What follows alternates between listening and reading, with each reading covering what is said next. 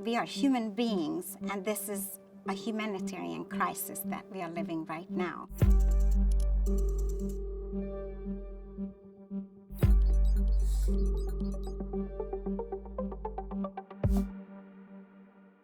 My name is Timea Nagy. I'm a survivor, an advocate, and a human rights activist. I started my work about 14 years ago as an advocate to end human trafficking and modern-day slavery. The way I started that work is when I realized that I was a victim myself. So very slowly I started speaking out. I wanted to help victims. I started working with law enforcement. That kind of snowballed. I ended up working with the financial sector to help them raise awareness, help them teach about transactions, and basically how to find victims in real life and real time through transactions.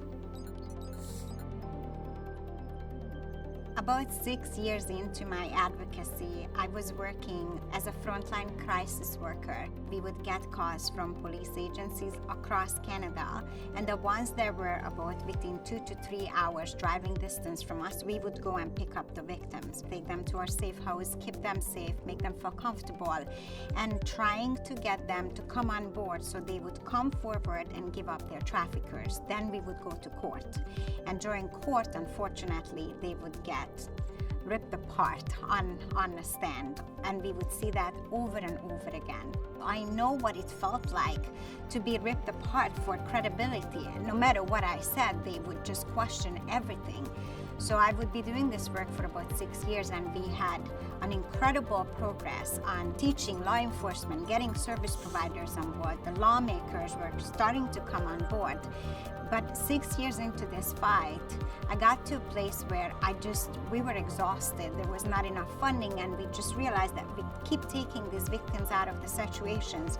We go to court and everything falls apart. It's a he said, she said. She's not credible. Oh, she smoked weed. Oh, she doesn't remember the color of the car. So everything else is a lie. And I would just watch victims getting ripped apart on the stand one after another. We got news about the latest court case that we worked on. It took us 2 years to work her up in her courage to come to court and testify against this monster. But by the end, the judge said, "Miss, next time choose your boyfriends wisely. Mister, we're really sorry for any inconvenience we caused you. You're free to walk." When the victim is forced to testify on a stand, she or he is the one who have to prove that there was a crime committed, which I think it's a little twisted if you ask me. It's all on a victim's shoulder to get convictions. You can go on a stand and you can prove that the victim was, by pictures from social media, Facebook, to say, oh, the victim was at this place with the trafficker. Oh, the victim was at that hotel. That's all great. That's all fantastic evidence, and it's circumstantial for sure. But where Verafin comes in place is Verafin can help banks prove the financial part of it. That's where you prove that there was crime committed. That's where you prove that that individual was exploited for the purpose of financial exploitation. And there's no other way to do that.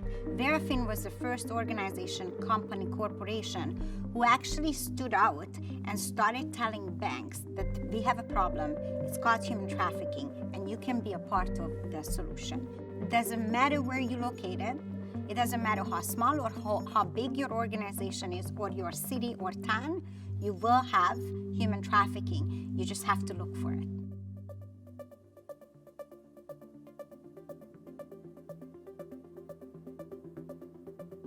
So I walked into the room with Charles, and he pulled up on a big screen transactions. This transaction, this file scored really, really high. And can you please tell me why this scored high? I said, yeah, keep scrolling. I said, oh, hotels, motels, renter car, where are they at? It took us 5 minutes to figure it out, where this is happening, where are the victims, not just one, but two. We found them online. We looked at the pictures. I told Charles that if you have the ability to call this bank, I would, because they look underage. That was the moment when I looked at Charles and I said, wait a minute, this is what you guys do? through transactions, you guys find victims and traffickers? He's like, well, yeah. As humble as he was. And all of a sudden I looked at Charles and I swear to God, there was a golden halo above his head, like, oh. Deep inside, I started to feel like I was coming alive. I haven't felt this way in a long time. You can go to any floors, any rooms, you can talk to anybody, but the passion in their eyes, the fact that they are really here with purpose and doing something with purpose, it's absolutely undeniable. Verafin was able to make a huge dent in North America in the financial sector, raise huge awareness, drop some bombshells, change some legislations, and that was Verafin in North America. The fact that Verafin became part of the Nasdaq family, that just takes that to a whole entire other level. That means the world is our oyster. I just hope I'll be able to be a part of it in a small way. When you are a victim of human trafficking, your entire life changes. And right now we are talking about 46 million people in the world that had the same fate as I did. We are human beings, and this is a humanitarian crisis that we are living right now. That's not a good reason. I don't know what is. The goal is to raise as much awareness around the world and get everybody to come on board and say, we do have a problem, but we do have a solution. Let's get to work. What we did in 6 years, it's unbelievable. So do I have hope that humanity can change? Absolutely. Do I think we can end this in this lifetime? 100%.